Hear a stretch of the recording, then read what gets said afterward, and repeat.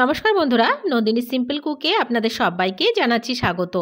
আজকে তৈরি করেছি দারুণ টেস্টি গাজরের হালুয়া। হ্যাঁ, গাজরের হালুয়া তো অনেক রকমভাবে খেয়েছেন আপনারা, তবে এই নতুন পদ্ধতিতে একবার গাজরের হালুয়া বানিয়ে খেয়ে দেখুন। আশা করছি আপনাদের ভীষণ ভালো লাগবে। আর এতটাই টেস্ট হয় এই গাজরের হালুয়া, দেখবেন গাজরের হালুয়ার প্রেমে পড়ে যাবেন। আর বাড়ির সবাই প্রশংসাও অনেক অনেক পেয়ে যাবেন। তাহলে চলুন দেখে নিই রেসিপিটা। আজকের এই রেসিপিটি তৈরি করার জন্য আমি এখানে হাফ কিলো গাজর নিয়েছি। গাজরটাকে খুব ভালো করে খোসা ছাড়িয়ে ধুয়ে পরিষ্কার করে নিচ্ছি।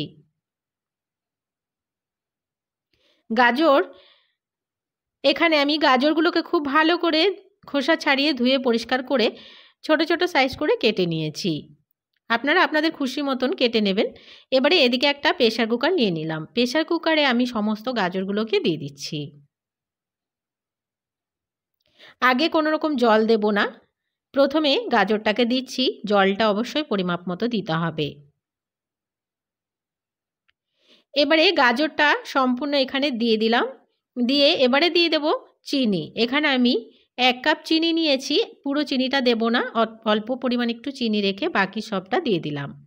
দিয়ে দিচ্ছি 2 চুটকি মতন লবণ। আর দিয়ে দেব ঘি 1 চামচ।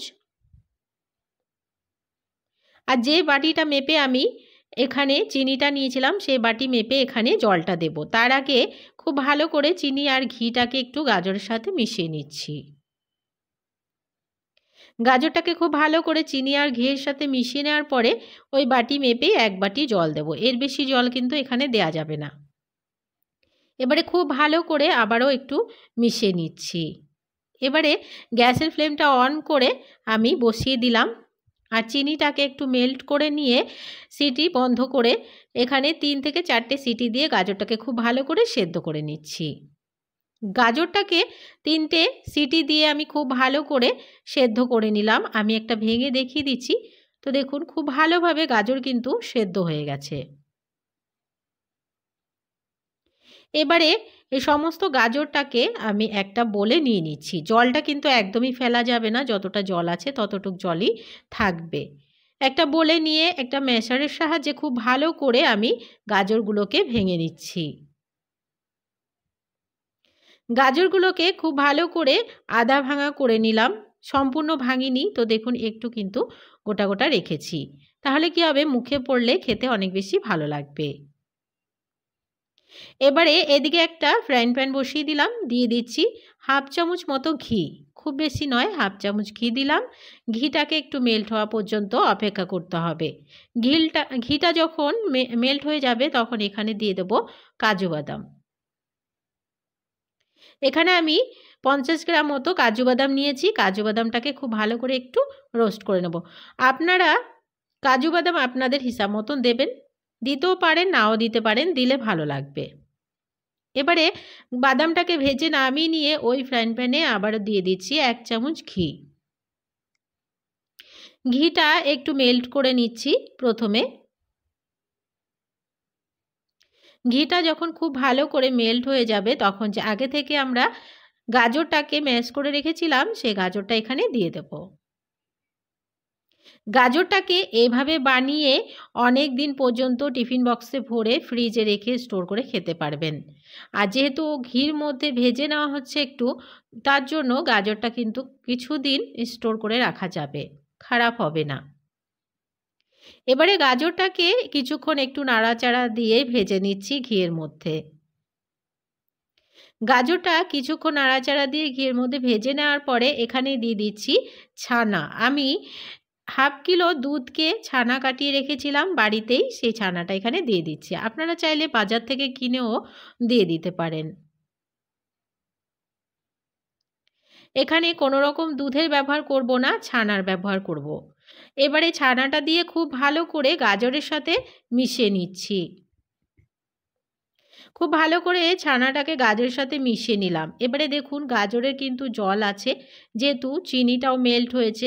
এবারে এই জলটা যতক্ষণ না শুকোবে ততক্ষণ পর্যন্ত গাজরটাকে নাড়াচাড়া করে একটু ভেজে নিতে হবে। যখন দেখবেন একটু গাজর থেকে জল শুকিয়ে আসছে, তো দেখুন জলটা প্রায় শুকিয়ে এসছে, আরও কিছুক্ষণ আমি রাখবো, আরও কিছুক্ষণ একটু গাজরটাকে শুকিয়ে নেব। তার আগে দিয়ে দেব বাদামগুলো।